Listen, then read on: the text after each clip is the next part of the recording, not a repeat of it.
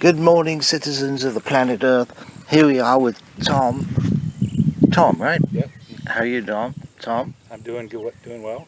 And you're from Mississippi. Mm-hmm. And you're here at the Paralounge Drum Circle, Drum Festival, or Drum... I think Clint calls it a drumming retreat. Drumming Retreat. Okay, Clinton's certainly a good man. And we're happy to see you here because you're from where? Near Biloxi. Biloxi. On the coast. On the coast in Mississippi. And you were telling me about the drum circles you have in your area. Could you tell me a little bit more about that? So we've had it's been on again, off again, with hurricanes and other things. But this latest run On the beach, you said? on the beach. So right now we're drumming every Saturday night in Ocean Springs, which is right across the bridge from Biloxi. Every Saturday night from about an hour and a half before sunset till dark. Dark's the official quit time. I've been down there till 2 o'clock in the morning once in a while. Yeah. And the police don't bother you there, huh, Tom? No, I've only been run off the beach one time, and that was because something else had happened near us, and the cops had to come, and they broke that up, and then one cop wandered over afterwards and said, "You guys too." Oh, no. And he sent us on our way. We've had the police come by and tell us they were going to close the parking lot and chain it and ask us to move our cars out and park on the street. Oh. And then they leave us drum. Oh, boy. Well, Treasure Island Drum Circle, I don't know if anybody's listening to this that been to Treasure Island Drum Circle. There's all kinds of police interaction in that circle. I was telling you a little bit about that. Hi, Tom. But you also said there's another drum circle in the swamp. That's an interesting topic there, with amongst the snakes and the mosquitoes. So yeah, that drum circle isn't happening anymore. We've had a couple years. It was a festival called Drums in the Swamp, and it was at a pagan campground in the middle of Louisiana. And we had about 80 acres, and it was surrounded on 3 sides by water. And we'd have a big bonfire and go for 4 nights. We'd at least once each festival, we'd start drumming at sunset and go till the sun came up again in the morning.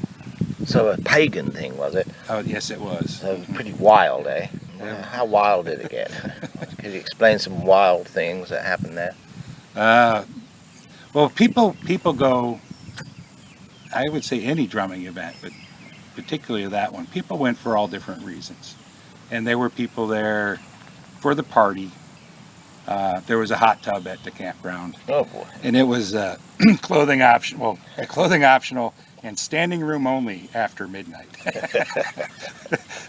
And then there were those of us who just said we would. Did you participate in that? I did not participate in we called it hippie suit. And no, I'd soak my feet in it in the morning, and that was about as close as I got to that hot tub. Oh, there's a lady here called Anita, and she's from Tallahassee. She's a crafts person, and she makes these incredible, I guess you could call it pagan-styled instrument-sounding objects, for lack of a better description. But she's back here vending, so maybe you should stop by there and say I sent you there. And, okay. Look for a shaker or something like that. And she's a really nice lady, and she does a lot of that pagan stuff and with feathers and things like that. There were a lot of people, though, that were there for spiritual reasons, too. And that was more of the crowd I hung out with. Yeah. And just get in touch with the land. And then and drum and dancers. And they kind of split us up into 3 groups. There were the drummers, the dancers, and then just other people that were there who didn't drum and didn't dance, but they called it service. And they'd be our fire tenders, or you'd be drumming and they'd come by and give you water. And then just help run everything around the camp, but yeah. And you're quite an experienced drummer. How long have you been drumming then? Oh, well, not as long as you have. I got into drumming about 7 years ago. I played guitar before that, and actually I was studying druidry, Really? and part of the course said they wanted you to learn a new instrument, something that you had no experience with. And I had played some woodwinds, played guitar, string, bass. I'd messed around with all kinds of stringed instruments. So I said, well, something I don't know anything about, that would be drums. And I went and I got a pair of bongos, and I found out bongos are really hard to play. They are. They involve a lot of the left hand. Right. But I think people who play bongos start very young. And then I had been doing that by myself for a while, and then I got into Middle Eastern drumming. I was trying to learn drumming. I saw some belly dance videos, and there were guys drumming and women dancing, and I said, well, that looks like something I'd like to be part of.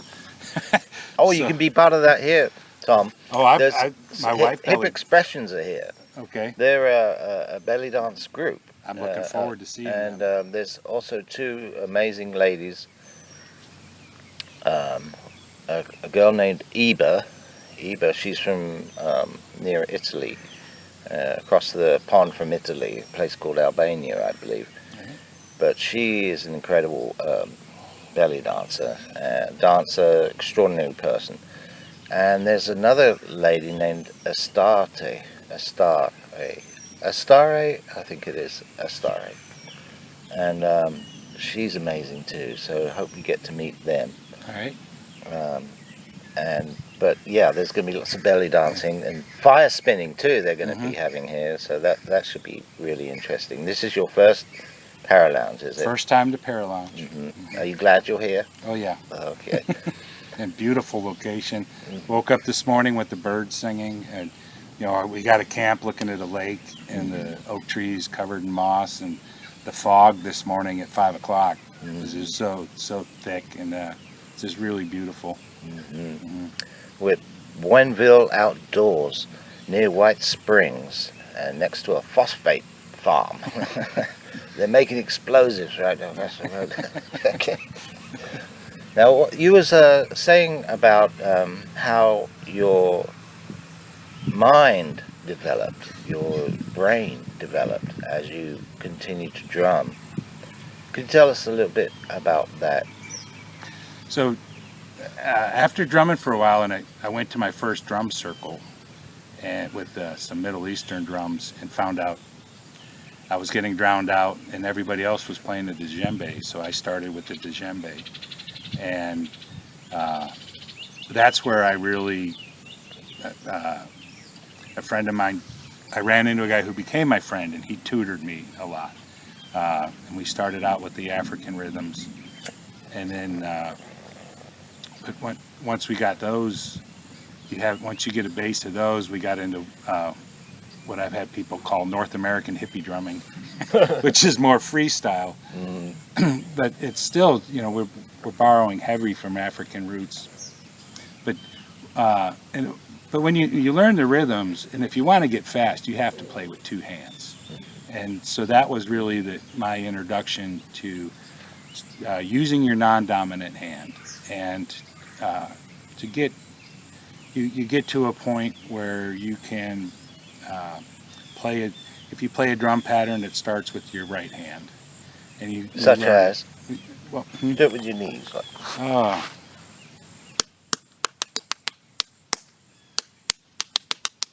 So 3 beats. So that's I'm alternating, but it's and then you stop. No, actually that's two basses with the dominant, and then another dominant. Yeah, so it's 3 before your left hand ever comes in. Yeah. And then you do a couple more with your right hand, and one with the left, and so that's very, very right hand dominant. And you can, and I know a lot of people, and that's all they learn, and they're happy with that. And they play that way. And people drum for all different reasons, but then when you start, so if you start that with your left hand, let me see. And I threw it. I messed it You up. didn't do 3 with your left hand. Yeah, that right hand still wants to come back in. Yeah, so I see what you're saying there. So when I like I was telling you earlier, I learned I could play a rhythm right-handed, and then you would play left-handed, and it would take a couple days of sitting there just doing that one rhythm over and over, trying to learn it left-handed, and then eventually you get it, and then so as we were talking about earlier, your right hand, that's your left brain, and when you're drumming with your left hand, that's your right brain. So you would get to where you could drum it right-handed or you could drum it left-handed, and then trying to go back and forth between them was another 3 weeks of frustration on the drum. You'd hit, because you go alternate, right hand, left hand, right hand, left hand, right hand. What was I doing? And that's so you was where, in a very left-brained, I should say, world, weren't you? Yes, I was. Yeah. You were involved in logistics. Well, I actually work technical with electronics, and very my technical background, and that was. So you learned to think very logically. Yes. And then you say that drumming changed you at the office. Yeah. So when you learn to do that alternating hands, and you were talking about, you make the connection between the two halves of your brain, and you build that up and strengthen it. Or I used to just tell people it makes your brain wet, and things just flow better up there. The way I put it was that you're expanding your consciousness, really, because you're opening up that cerebral cortex and making it wider and bigger and more usage, and that in turn helps you to open your third eye, which is the creative brain. It's the creative source. Sorry, go on. Oh, just once you open that up, and it changes your life, and it just changes your whole outlook on everything. I become much more artistic, more open to intuitive thinking rather than the logical thinking. So you began to create problem solving more. You're problem solving more. Oh, definitely that. Yeah, once your mind just starts working different, and you start to come up with ingenious solutions to things that were every day you used a method, and all of a sudden a different method that's simpler actually, right, and more clever. Yeah, a lot of my job now more is I'm more directing people, so you have to. I'm better with taking abstracts of different groups and different timelines, and Abstract. organizing people. What do you mean? Seeing the whole picture, you mean? Yes, instead of focusing on one piece and getting one job done, I bring people together, and we'll have a much bigger project. And but do you think it enabled you a promotion? Actually, I've been promoted twice since I've started drumming. I don't want to. There's more to the story than most people think. And I don't want to talk a lot about drumming, but a lot about work. But it worked when I started talking about drumming, and the way I explain it to people there is when we were talking about, so when you get drumming and you everything starts flowing between your brain, and you go into a trance, and it's and the simplest way to explain it to somebody who has never experienced something like that is it's like a runner's high. Okay, the dopamine starts to flow, and then along with drumming, there's you were talking about the fire spinning. That's all flow arts. It's a flow state, and it's just where the muscle, you're running on muscle memory, and it's the left side or the right side of your brain is really active and really firing. But you're doing something like the fire spinners, they're doing something very complex. So the left side of the dangerous. brain, dangerous, right? Yeah. So I've played a little bit with fire spinning, and when you have a big ball of flame on the end of a piece of rope, it's got your attention.